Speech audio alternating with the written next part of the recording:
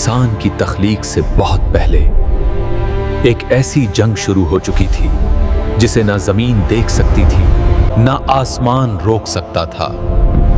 ये कहानी है एक ऐसे जिन की जिसने इब्लीस की नस्ल को हला कर रख दिया। ये कहानी है हामा की, हामा बिन हैहम बिन लाकीस बिन इब्लीस की।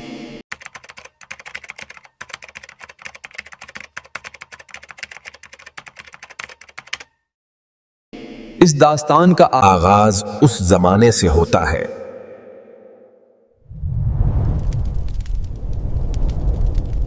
जब हजरत आदम अलैहिस्सलाम के अहद में हाबील और काबील के दरमियान हक और बातिल का पहला मार्का बरपा हुआ।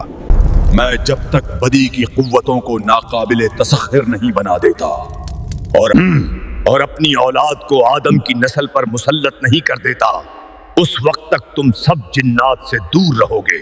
ऐ हमारे बाप इब्लीस, हम तायीद करते हैं और तेरा हुक्म हर सूरत में बजा लाएंगे। तुमने बनो आदम में गुमराही फैलाने के लिए अपने साज से मौसीकी बनाओ ताकि उसकी आवाज सुनकर बनो आदम अपने रब को भूल जाए। इब्लीस ने अपनी ताकतों से एक खूबसूरत शक्ल बनाई और फिर जादू के जोर से नौजवानों की तख्लीक शुरू कर दी। और फिर उसने जादू के जोफ पर हसीन औरतों को उठा लिया। इब्लीस ने अपनी कुव्वतों से एक नई शक्ल तराशी, ऐसी शक्ल जो बनो आदम को धोखा देने के लिए काफी थी। अब वक्त आ गया है बनो आदम पर कारी वार करने का। आओ हम काबील के पास चलते हैं। और वो सब मिलकर एक खुले मैदान में पहुंच जाते हैं जहां काबील अपने चंद लोगों के साथ मौजूद था। वहां उनके खीमे लगे हुए थे। ऐ काबिल, मैं हमेशा से तेरा मददगार रहा हूं और अब बनु काबील की तरक्की के लिए मैं अपने दोस्तों के साथ तुम्हारे पास आ गया हूं। ऐ बुजुर्ग, मुझे मेरे बाप और अल्लाह के नबी आदम अलैहिस्सलाम ने ना सिर्फ अपने घर से निकाल दिया है, बल्कि मेरे माँ बाप की सारी औलाद ने भी मुझसे कता ताल्लुक कर लिया है। तुम किस बनो काबील की बात कर रहे हो? मेरे साथ तो सिर्फ ये चंद हवारी मौजूद हैं। ऐ काबील, गम न कर, मैं तेरा कबीला इतना बढ़ा दूंगा कि वो पूरी दुनिया में फैल जाएगा। और देख, मैं तुम लोगों के लिए कितनी हसीन औरतें भी लाया हूं जो ना सिर्फ तुम्हारे काम में हाथ बटाएंगी बल्कि तुम्हारी नस्ल को भी आगे बढ़ाएंगी। जल्दी से इस जगह पर माबद तामीर करो। वो सब लोग इर्द गिर्द मौजूद पहाड़ों से पत्थर इकट्ठे करके वहां एक माबद तामीर कर देते हैं। उसके बाद इब्लीस उन्हें हुक्म देता है कि इस माबद में बुत बनाओ, और बुत बनाने के बाद इब्लीस सबको कहता है, इन बुतों को सजदा करो। ऐ मेरे बुजुर्ग, बुतों को सजदा क्यों?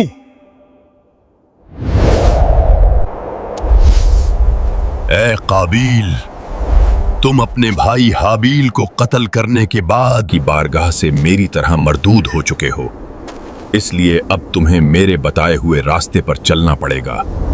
और मैं तुम्हारे कबीले बनु काबील की 2 औरतों और 2 मुर्दों को सारे इब्लीसी उलूम सिखा दूंगा। ऐ तुर्तबा, अपना मिरमाज उठाओ और ऐसा साज बजाओ कि तमाम लोग इस मौसीकी में गुम हो जाएं। औरतों को हुक्म देता है कि वो इस मौसीकी पर रूस करें। साज की गूंज उठती है और अहले माबद इस जादुई मौसीकी के ज़ेर असर खामोशी से झूमने लगते हैं। चंद बरस गुजर जाते हैं। इब्लीस अपने माबद के पास अपनी महफिल लगाकर बैठा हुआ है जब उसके जासूस आकर बताते हैं, ऐ आका, अब हजरत आदम अलैहिस्सलाम की बारगाह जन्नात भी आकर तालीम लेना शुरू हो गए हैं। इस वक्त भी जन्नात का एक गिरोह वहां मौजूद है जिनका सरबराह आमिश नामी नौजवान जिन है। آج جنات کے اس گرو کو سزا دیے بغیر واپس نہیں جانے دینا. تم سب تیاریاں کر لو. دوسری طرف جنات کا گروہ حضرت آدم علیہ السلام سے اجازت لے کر اپنے قبیلے کی طرف واپس روانہ ہوتا ہے.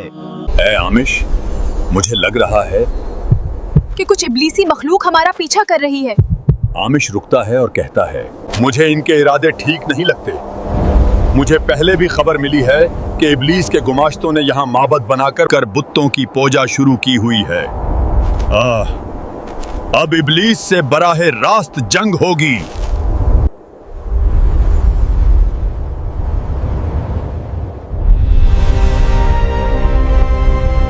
دوسری طرف ابلیس کے گماشتے بھی میدان سنبھال لیتے ہیں اور دونوں طرف سے جنگ شروع ہو جاتی ہے.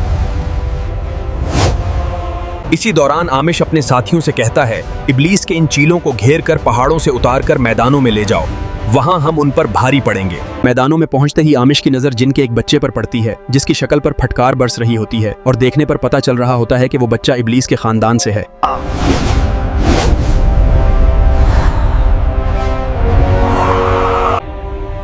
وہ نادان جن، مجھے چھوڑ دو. تم نہیں جانتے میں کون ہوں. اگر تمہیں میری اصلیت پتہ چل گیا تو اے آمش، یہ حاما ہے، ابلیس کا پڑپوتا. ابلیس، میں تمہیں تباہ کر دوں گا.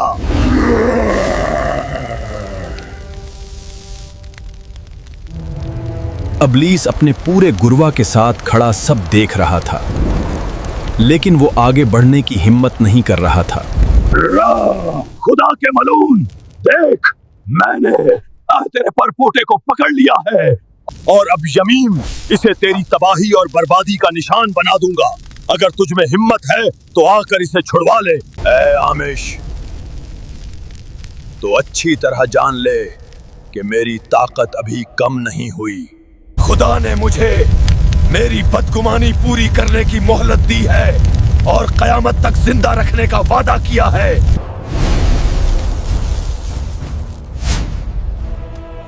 اے آمش، اس وقت ابلیس زادے اکٹھے ہو کر اپنے شیطانی علوم سے ہمیں گھیرنے کی کوشش کر رہے ہیں. اس لیے یہاں سے نکلو.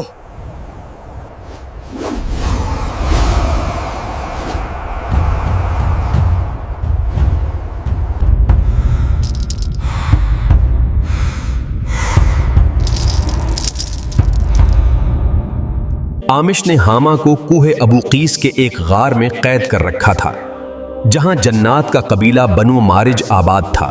کوہ ابو قیس پر ہی وہ روشن اور پاکیزہ پتھر بھی نصب تھا جو حضرت آدم علیہ السلام اپنے ساتھ جنت سے لائے تھے، اور حضرت آدم علیہ السلام کی ہدایت کے مطابق بنو آدم اور بنو شیس اس پتھر کی زیارت کرتے اور اسے بوسے دیتے تھے. کئی برس گشت نے حاما کو کچھ نہ کہا اور پورے قبیلے میں اعلان کروا دیا کہ کوئی بھیزر گئے عام حاما کو کچھ نہیں کہے گا. جنات رات کے وقت کوہ ابو قیس کی غاروں سے نکل آتے اور کھلے میدان میں بیٹھ کر اللہ کی حمد و ثنا کرتے رہتے تھے. حاما بہت دلچسپی سے جنات کی عبادت کو دیکھتا رہتا. جب بھی حاما کوہ ابو قیس پر لگے بہشتی پتھر کو دیکھتا تو اسے اپنے اندر تبدیلی محسوس ہونے لگتی تھی.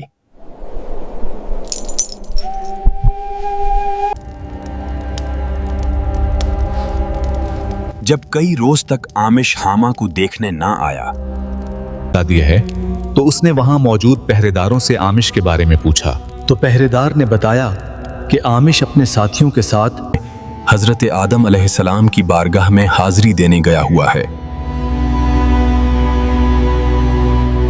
جس پر حاما کے دل میں بھی خواہش پیدا ہوئی اور اس نے پہرے دار سے پوچھا کیا میں بھی اللہ کے برگزیدہ نبی کی زیارت کر سکتا ہوں؟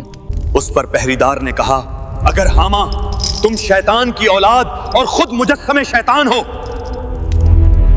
اور ان کے ساتھ رہنے والے سالے بزرگوں کی محفل میں گئے تو جل کر راکھ ہو جاؤ گے.